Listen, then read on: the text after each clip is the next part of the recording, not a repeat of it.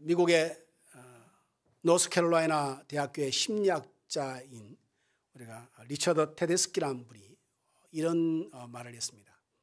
우리가 교통사고나 아니면 세상을 살면서 여러 가지 사고, 사건, 큰 충격을 받는 일이 생기면 우리가 소위 그 예후가 외상 후 스트레스 장애가 있다고 합니다. 그게 꽤 오래 가죠. 근데 이분은 무슨 말을 하냐면은 항상 그렇지는 않다. 외상 후 스트레스 장애가 아니라 외상 후 성장의 징후가 굉장히 많다는 겁니다. 어떤 이들은 외상 후 스트레스 장애로 힘든 시간을 겪이지만 어떤 이들은 오히려 고난과 역경과 힘든 시간을 거치면서 더 성장하고 더 깊어지고 더 올라간다는 것이죠. 오늘 본문에 이스라엘 백성들이 아말렉과의 전쟁에 대한 기록인데 오늘 그 이야기를 여러분과 함께 하면서 이야기를 함께 나누고자 합니다. 여러분 출애굽 하면은 말 그대로 애굽에서 탈출한 거예요. 출애굽이죠. 출애굽인데 사실 출애굽기가 전반부 약간만 출애굽이지 전체 출애굽기 내용은 다 뭐죠 여러분? 광야의 삶입니다. 광야에 대한 내용이 전부 다죠. 거의 다 합니다. 광야에서 겪은 일들, 물이 없고 그래서 뭐 짜증내고 뭐 화내고 하나님이 기적을 베푸시고 뭐 먹는 것 가지고 뭐 하여튼 그 세월이 40년이라는 거죠. 사실 출애굽을 생각하고 가나안을 생각하면 영광이죠. 왜냐하면 출애굽, 노예의 땅에서 척박한 고된 노동의 시간에서 벗어나서 하나님의 적각 꾸리는 땅을 소망 삼고 여정을 나서는 것, 얼마나 가슴이 부붑니까? 근데 영광스럽죠. 근데 실제 삶은 뭐냐면 광야입니다. 물도 없죠. 그리고 쉴 곳도 없죠. 모래바람이, 흙바람이 맨날 불어오죠. 밤에는 엄청 춥고 낮에는 엄청 덥죠. 그걸 40년을 걸어갑니다. 그런데 갑자기 오늘 보면 8절을 보면 뭐라고 시작하냐면 아말렉이 와서 싸우자고 와 있습니다. 여러분 이해가 됩니다. 왜냐하면 그 지역을 보면 지역이 르비딤이지 않습니까? 르비딤은 아말렉 이 영토에 바로 붙어 있는 땅입니다. 그러니 이 지역에 갑자기 수백만 명의 사람들이 진을 치고 딱 있으니 아말렉 입장에서는 위협을 느끼겠죠. 뭐 싸우자고 하나? 외적이 침략하나? 뭐 그렇게 생각하겠죠. 또 하나는 이 르비딤 지역이 굉장히 척박한 땅입니다. 물이 없어요. 그래서 여러분 우리가 17장 전반부를 보면은 뭐 때문에 난리가 나죠? 물이 없어서. 그래서 반석에서 물을 내십니다. 그래서 소문을 듣겠죠. 갑자기 르비딤에 물이 솟아올랐더라. 지하수가 터져버린 거죠. 얼마큼 많이 터졌느냐? 수백만 명이 먹고도 남을 정도로 물이 터진 거예요.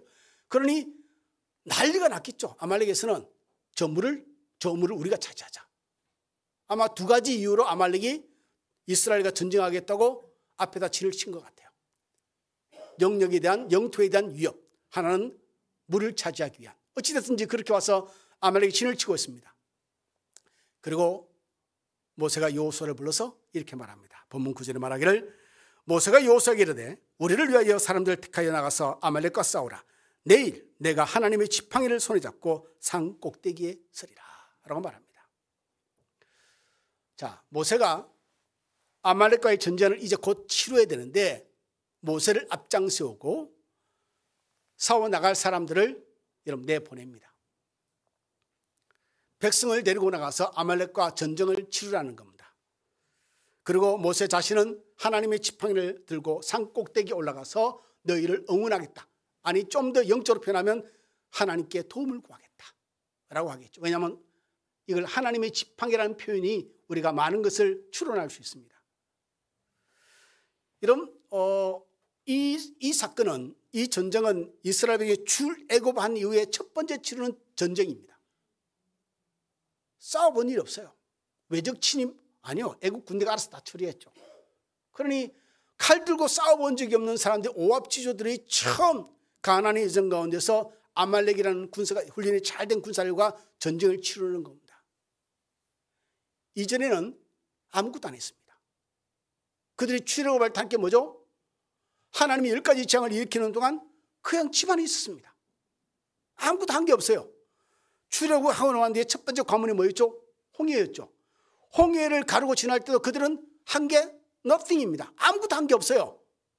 여러분 출애굽기 14장 13절 14절에 보면 모세가 이스라엘 백성에 외친 말이 있죠. 이렇게 말합니다. 너희는 두려워하지 말고 가만히 서서 여호와께서 오늘 너희를 위하여 행하시는 구원을 보라.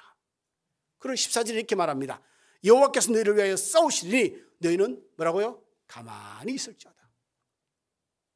그렇게 여기까지 왔어요. 르비딤까지. 아무것도 한 일 없다고. 그런데 이제는 나가서 싸웁니다. 완전히 전세가 상황이 완전히 바뀌었죠. 그전에는 하나님이 다 하셨습니다. 그리고 이제는 하나님과 함께 전쟁을 치러 나갑니다. 여러분, 그렇다고 해서 이스라엘의 군사력이 형편없으면 하나님과 같이 싸우지만 군사력이 형편없으면 질 수 있겠지. 그건 아닙니다. 성경을 본문을 기록하면 모세가 손을 들면 이기고 손을 내리면 집니다. 그러니까 군사력과는 상관없습니다. 몇십 명이 나가 싸웠더라. 아니면 well trained, 굉장히 훈련이 잘 된 군사더라. 아니면 무기가 좋더라. 신식 무기가 이 개념이 전혀 없습니다. 그냥 성경 기록하고 있기를 아주 심플합니다. 모세가 손을 들면 이기고 있고 손을 내리면 지고 이 공방이 계속되는 거죠. 여러분, 우리는 출애굽을 우리가 구원이라고 표현합니다. 출애굽은 한 순간에 일어났습니다. 긴 시간이 한 달, 두 달, 1년이 걸리지 않았습니다. 애굽에서 나오는 순간은 순간이죠. 그런데 가나안에 가기까지는 40년의 광야의 삶이 기다려 있습니다. 우리가 영적 구원을 얘기할 때 우리가 영적 구원을 위해서 우리가 한 일은 아무것도 없습니다.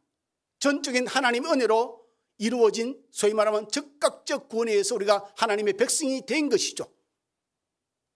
그러는데 우리가 천국을 향해서 삶을 살아갑니다. 절로 역정이라 그러죠. 그럼 그 기간은 앞으로 몇 년이 남은지 모릅니다. 저도 지금 예수 믿은 지 40년이 지났습니다. 이 가운데 여러분 70년, 80년 분들 계시겠죠. 그 여정이 길단 말이죠. 앞으로 남은 날도 얼마나 길지 아무도 모릅니다. 속된 말로 제가 150세를 살지 희망이 없는 이야기지만 이 가운데서 100세 이상 살지 누가 알겠습니까? 구원은 즉각적으로 이루어지지만 살아의 삶은 꽤 많이 남았는데 이것을 어떻게 하냐면 하나님과 함께 살아가야 됩니다. 이게 광야의 삶입니다. 여러분, 구원이라는 것은 우리에게 보다 나은 환경과 조건을 허락하는 것이 구원의 삶이 아닙니다. 구원받고 난 뒤에는 우리가 치열하게 내 스스로 싸워야 할 삶의 몫이 남겨져 있는 것이 구원입니다. 그러니까 구원 이후에는 내가 반드시 노력해야 하고 내가 땀 흘려야 하고 내가 눈물도 흘려야 되고 부대끼는 삶이 남아있는 여정이 있다는 것이죠. 말씀드린 대로 출애굽은 구원입니다. 그러나 이렇게 시작된 구원의 시작은 40년의 광야를 거치하면 가나안에 들어가게 됩니다. 이 광야 기간 동안 아말렉과의 전쟁을 싸우기도 하고 또 전쟁이 지기도 하고 이기기도 하고 물이 없어 고통당하기도 하고 또 물을 얻는 기적을 경험하기도 하고 먹는 것 때문에 만나 매출하에 또 싸움도 하기도 하고 하나님의 책망을 듣기도 하고 별일이 다 일어납니다. 중요한 것은 뭐냐면 우리 신자들의 결론적인 말씀이지만 우리 인생을 살다 보면 정말 삶이 척박하고 우리가 소위 생각하는 실패와 성공의 삶이 반복되겠죠. 여러분, 이스라엘 백성들이 르비딤에 진을 쳤는데 여기 있으면 좀 있으면 이제 아말렉이 쳐들어오겠지라는 상상을 했겠습니까? 전혀 예상 못했죠. 갑작스럽게 느닷없이 일어난 일들입니다. 우리 삶이 그래요. 여러분 살아보니 알지 않습니까? 지금까지 인생을 살아보니 내가 원하는 대로 된 삶이 몇 퍼센트나 될까? 문제는 오늘 제가 제목을 승리를 위한 선택이라고 말하는데 승리라는 선택. 우리가 거기서 무슨 선택을 하며 살아가고 있냐는 것이죠. 내가 실패를 했을 때, 내가 성공을 했을 때, 내가 형통할 때, 내가 삶이 풀려지지 않을 때 나는 어떤 선택을 하며 그 시간들을 보내고 있느냐 이 문제입니다. 하나님이 이걸 보시는 것이죠. 하나님이 이걸 보시는 겁니다. 삶을 살다 보면 병이 듭니다. 어떤 사람은 목사님 나는 병원 이때까지 한 번도 가보지 않았습니다. 은혜입니다. 축복이죠. 그것도. 어떨 때는 정말 목사님 요즘 나는 왜 이렇게 일이 꼬입니까? 엎친 데 덮친 격이라고 자꾸 일이 자꾸만 생깁니다. 제가 뭘 하나님께 잘못했는지 이렇게 일들이 일어나기도 하죠. 어떤 사람은 정말 미안하지만 나는 별일 없는데 술술 잘 풀리는데 그런 분이 있지 않겠습니까? 형통의 삶이 있기도 하고 불통의 삶이 있기도 하고 자녀가 대학에 입학을 좋은 대학을 가기도 하고 어떤 자는 대학에 떨어지기도 하고 저도 대학에서 떨어졌습니다. 재수를 했죠. 어떤 사람은 원하는 대로 일을 이루는 삶이 있는 반면에 생각지도 않게 일이 어그러지고 정말 엎친 데 덮친 격의 삶이 찾아올 때가 들어 있습니다. 중요한 것은 내게 이런 일이 있고 저런 일이 있고가 문제가 아니라 하나님이 우리를 보시는 관점이 뭐냐면 그래 너는 이 상황에서 어떤 선택을 할래? 내가 너에게 돌 하나 던질 때 이 돌을 가지고 너는 뭘 할래? 이놈의 돌 왜 갑자기 나에게 던졌지? 라고 딴 데 집어 던질래? 아니면 그걸 가지고 하나의 벽돌을 만들고 담을 쌓고 뭘 할래? 우리에게 고난이 다가올 때 혹은 우리에게 복이 다가올 때 우리는 어떻게 해석하려고 어떻게 선택을 할 것인가 하는 것은 우리의 입장이라는 거죠. 이것이 우리의 삶을 속된 말로 우리가 테드스 그 교수 말처럼 외상후 스트레스로 할 것인가 아니면 외상후 성장을 할 건가의 관건이 됩니다. 나의 선택인 것이죠. 오늘 본문에서 결론을 말하면 아말렉과의 전쟁에서 이스라엘은 승리합니다. 할렐루야. 이 승리의 요인들이 있습니다. 여러분. 이 승리를 일궈내는 요인들이 뭐냐면 첫 번째가 가장 중요한 것은 하나님의 도우심이죠. 할렐루야. 뭐냐면 오늘 본문에 등장하는 하나님 이름이 있죠. 여호와니시. 승리의 하나님. 승리케 하시는 하나님. 이 하나님이 등장합니다. 그리고 이것을 자신들에게 알리랍니다. 하나님이 이를 승리케 하시다고. 그러니까 하나님이 도우신 하나님이 있었던 거죠. 두 번째, 요사를 시작으로 해서 백성들과 치열하게 피튀기며 싸우는 백성들이 있습니다. 또 하나, 산꼭대기에 올라가서 하나님의 지팡이를 들고 하나님께 도움을 구하는 모세가 등장합니다. 그리고 또 우리가 놓칠 수 없는 두 사람이 있죠. 아론과 홀입니다. 모세의 팔이 내려가면 전쟁에서 밀리니까 돌을 가져다가 모세를 앉혀놓고 자신들은 양옆에 서서 아마 이렇게 붙잡았을 겁니다. 왜냐하면 전쟁이 아침부터 저녁까지 하루 종일이었어요. 해질 때까지니까. 그래서 아론과 홀이 등장합니다. 모세의 팔이 내려가지 않도록 붙들고 있었던. 여러분, 이게 아름다운 하나님과의 여정입니다. 광야에서 우리가 이 땅을 살아가는 삶의 여정 가운데서 구원은 하나님의 전적인 은혜를 우리에게 주어졌지만 이제는 우리가 구원을 받고 난 이후에 천국까지의 여정 동안은 이 세상에 사는 삶의 여정은 척박합니다. 힘이 들죠. 예상치 못한 사건과 사고와 일들이 느닷없이 닥칩니다. 그럴 때 필요한 게 뭡니까? 하나님의 도우심이 필요한 거죠. 나를 위해서 기도하는 사람도 필요하죠. 그 위에 내가 모르지만 나를 돕는 상선들이 있습니다. 또 하나는 내가 치열하게 싸워내야 할 내 선택이 필요합니다. 우리가 세상을 살아가는데 한 사회인으로서 이 사회, 이 국가에 속해 있는 사회인으로서 우리가 가지는 책임이라는 게 있습니다. 기본적으로 세금은 내야죠. 언제 무슨 기동대가 옛날에 드라마를 제가 참 봤는데 그게 세금을 안 낸 사람들을 잡으러 다니는 사람들이라고요. 이게 납세를 하기 위해서. 그걸 보는데 실감 나더라고요. 떵떵거리며 사는데 세금을 몇백만 원이 아니에요. 몇억, 몇십억 세금을 아예 안 내요. 그리고 그 세금을 안 내기 위해서 아내와 이혼도 해요. 대단하다. 저는 꿈도 못 꿀 일을 사람들은 세금을 안 내기 위해서 아내와 이혼까지 하고 그리고 몰래 같이 또 살아요. 정말 코미디 같은 일들이, 근데 이게 현실이란 말이죠. 근데 우리가 이 사회에 속해 있는 한 사람은 뭘 해야 되죠? 세금이 너무 많다. 그래서 어쩔 수 없이 세금을 내야 돼요. 어쩔 수 없어요, 여러분. 그리고 우리가 법규도 지켜야 돼요.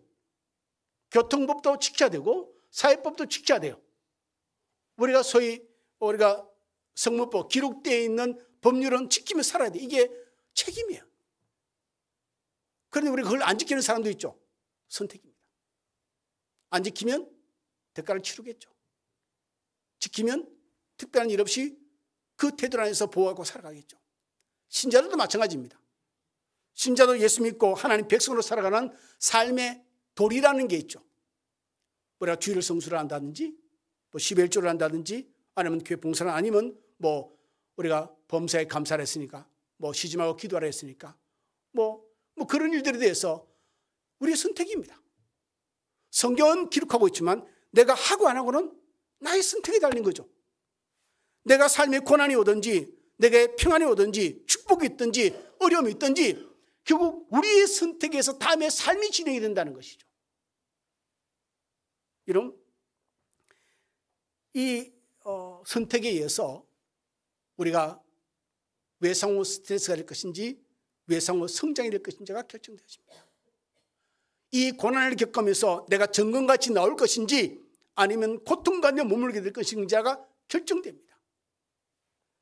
이 선택을 통해서 우리가 하나님을 닮아가기도 하고 우리가 세상을 닮아가기도 합니다. 어떤 에게는 실패가 하나님의 은혜가 되기도 하고 어떤 에게는 성공이 삶의 고통이 되기도 합니다. 무엇에 의해서? 나의 선택에 의해서. 오늘 본문에 등장하는 모세를 보면 참 놀랍습니다. 오늘 본문을 가만히 보면 하나님이 지시한 게 아무것도 없어요. 모세가 합니다. 모세가 지시한 건 뭐죠? 여호수아야 백성들을 데리고 나가서 싸우라라고 하고 그냥 여호수아는 니드가 아니니까 지시를 받아서 나가서 싸우고 있는 중입니다. 그리고 모세는 산꼭대에 올라가서 손을 듭니다. 무엇에서요? 하나님의 지시가 아니라 자발적 결단에 의해서 자기의 선택입니다. 그리고 아론과 훌도 가만히 보니까 자기 도움이 필요할 것 같아요. 모세가 피곤하니까 하루 종일 손 들고 있으니 이 벌 쓰는 것 똑같죠. 그런데 이걸 붙들어 주기로 선택을 합니다. 아론과 훌이 돌을 가져다가 놓고 피곤하니까 모세에 앉으소서. 양쪽에서 우리가 당신의 팔을 붙들겠나이다. 이것은 자발적 선택입니다. 이런 선택들이 모아져서 이런 선택들이 모여져서 이런 선택들이 지속되면서 하나님의 승리가 선포됩니다. 그럼 여기에는 단순히 하나님이 이기게 하셨다고 하지만 그 일에 동참되어 있는 이 모세와 아론과 홀, 여호수아 그의 백성들의 수고와 땀 흘리고 치열하게 싸워낸 삶들을 우리는 생각해야 된다는 것이죠. 오늘 보면 11절로 13절에 이렇게 기록되어 있습니다. 모세가 손을 들면 이스라엘이 이기고 손을 내리면 아말렉이 이기더니 모세의 팔이 피곤하며 그들이 돌을 가지다가 모세의 아래에 놓아 그가 그 위에 앉게 하고 아론과 훌이 한 사람은 쪽에서 한 사람은 저쪽에서 모세의 손을 붙들어 올렸더니 그 손에 해가 지도록 내려오지 아니한지라. 여호수아가 칼날로 아말렉과 그 백성을 쳐서 무찌르니라. 우리가 한 가지 일을 오래 하다 보면요 소위 전문가가 되죠. 이게 일상적인 말이고 또한 긍정적인 말로 전문가로 표현됩니다. 근데 이게 안 좋은 쪽으로 오래 가는 것이 지속이 되면 어떻게 되냐면 사람이 전문가가 아니라 요령이 늡니다. 좋게 말하면 지혜가 는다, 노하우가 생겼다 하지만 요령이 는다는 말이 의미는 뭐냐면 게을러졌다는 겁니다. 게을러졌다는 거죠. 핑계거리만 는다는 거죠. 그리고 이렇게 저렇게 하는 이유들만 가득 왜 해봤으니까 이유들만 가득 가지고 있고 이제 더 이상 진보하지 않습니다. 모세도 손을 들고 있다 피곤하면 내리면 내리고 있은들 누가 뭐라 그러겠습니까? 시킨 일도 아닌데 혼자 하는 일인데. 그런데 모세가 보기에 손을 내리니까 백성이 자꾸 밀립니다. 그게 눈에 보여요. 그러니까 모세가 착정을 합니다. 내리면 안 되겠구나. 또 올립니다. 팔은 빠질 것 같은데. 팔은 빠질 것 같은데. 아론과 훌도 그것을 보니까 모세가 짠하게 보였겠죠. 그리고 그들도 봅니다. 산꼭대에서 보니까 뻔히 보이죠. 왔다 갔다 공방이 이루어지는 것을. 그러니 그들도 착정합니다. 모세의 팔을 붙들어주고 아니 이거를 이길 때까지 얼마나 걸릴지 모르니까 우리가 돌을 가지고 앉히자. 이 그들의 선택입니다. 하나님이 명령한 것도 아닙니다. 자발적으로 모세가 하나님의 도움을 구하겠다고 작정하고 손을 들었고 아론과 훌이 그에 동참되어졌습니다. 이들은 모두가 하나님 앞에서 성숙한 선택을 한 사람들이죠. 피곤하기도 하죠. 요령이 생길 수도 있겠죠. 누가 그걸 질타를 하겠습니까? 감히 모세에 대해서 손 좀 내린 걸 가지고 누가 질타하겠습니까? 근데 모세는 눈에 보입니다. 내가 손을 내리면 백성이 망한다. 그래서 모세가 손을 내릴 수가 없습니다. 그런데 체력이 견뎌내지는 못합니다. 그래 그것을 돕기 위해서 아론과 훌도 스스로가 작정을 하고 선택을 합니다. 어떤 선택요? 모세를 도와야 되겠다 선택을 합니다. 하나님은 우리에게 무엇을 원할까요? 저는 오늘 본문을 묵상하면서 그런 생각을 해봤습니다. 하나님께서 무엇을 원할까? 우리가 좀 더 지금보다는 부유한 삶을 살기를 원하실까? 지금보다는 건강했으면 다 그랬으면 얼마나 좋겠습니까? 저도 기관주가 안 좋으니까 늘 신경 쓰고 아침 저녁으로 약 먹고 막 하는데도 쉽지가 않습니다. 워낙에 안 좋으니까. 그런데 하나님은 과연 건강이 가장 메인 목적일까? 내가 돈 걱정 없이 사는 것이 하나님의 가장 큰 소망일까? 무엇이 하나님 보시기에 우리를 통해서 이루어지기를 원하는 가장 중요한 것일까? 걱정 없는 삶을 살기를 원하실까? 근데 그건 아닌 것 같아요. 왜? 근심하지 말라. 하나님 믿으니 또 나를 믿으라 하니까 보니까 근심할 일이 계속 생기는 것 같아요. 이건 어쩔 수 없어요, 여러분. 너희 근심을 하나님께 맡겨버려. 이는 주께서 너희를 돌보십니다. 할렐루야. 뭐 그런 말씀이 있는 거 보니까 죽을 때까지 근심은 있겠구나 라고 생각은 듭니다. 그렇다면 과연 뭘까 하는 거죠. 오늘 말씀을 빗대어서 말씀을 드린다면 이거죠. 우리의 삶에서 고난이 있기도 하고 형통이 있기도 하고 느닷없이 아말렉 같은 군사들이 쳐들어와서 죽이겠다고 달려들 일도 있고 원수도 생기고 그리고 어떨 때는 예상치 못하게 럭키한 일이 생겨가지고 정말 잘 풀릴 수도 있고 문제는 우리의 태도죠. 우리의 선택입니다. 아이고 나는 이제부터 근심하며 살 거야. 내 작정입니다. 누가 그렇게 안 만들었습니다. 여러분. 내가 작정합니다. 내가 선택한 길을 가고 있습니다. 아니야. 내가 하나님께 은혜를 구하자. 전능하신 하나님이 나와 함께 하시니 나와 함께 하시니 누군가는 나를 위해서 기도하는데 그 사람이 기도가 헛되면 안 되지. 나를 위해서 눈물을 흘리며 눈물을 흘리는 기도하는 사람들이 있을 건데 이런 반드시 이 사람들이 존재합니다. 나를 도우시는 전능하신 창조의 하나님이 나를 도우시고 할렐루야. 누군가는 나를 위해서 기도하는 사람이 있고 누군가는 내가 느끼지 못하게 돕는 일도 있습니다. 아니면 어떻게 나도 모르게 누군가는 나를 위해 싸워주는 사람이 있을 겁니다. 나의 선택입니다. 나는 어느 쪽 사이드에 있을 것인가? 사탄이 기뻐하는 모습으로 삶을 살겠다고 작정할 것인가? 하나님 쪽에 내가 서서 하나님의 도움을 받고 은혜를 구하고 그래서 하나님의 승리를 맛보며 살 것인가? 우리의 선택인 것이죠.